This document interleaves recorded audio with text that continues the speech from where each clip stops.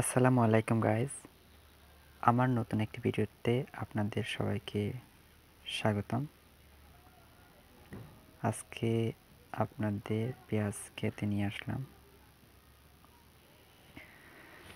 আমাদের পেঁয়াজ ক্ষেত আলহামদুলিল্লাহ মোটামুটি ভালো হয়েছে। জানি না পরবর্তী সময় এটা কেমন হয়, তবে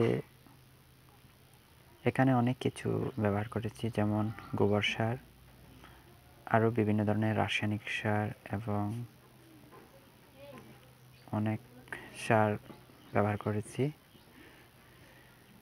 আসলে আপনারা যারা পেঁয়াজ চাষ করতে যাচ্ছেন বাসাবাড়ির ছাদে অথবা বাড়ির খালি আঙ্গিনায়, আপনারা অবশ্যই আগে মাটিগুলা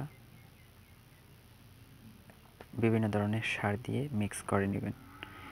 এর ফলে আপনাদের যে উপকারটা হবে সেটা হলো পেঁয়াজের মাটি সবসময় উর্বর রাখতে হয়।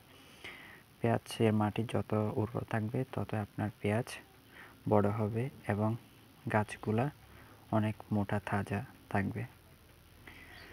তাই আপনারা অবশ্যই গোবর সার, রাসায়নিক সার এবং বিভিন্ন ধরনের কম্পোস্ট সার ব্যবহার করবেন।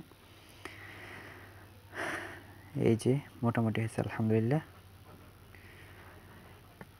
এই ভিডিওটি ভালো লাগলে অবশ্যই লাইক এবং কমেন্ট করবেন, শেয়ার করবেন। এরকম ভিডিও পেতে চ্যানেলটি অবশ্যই সাবস্ক্রাইব করবেন।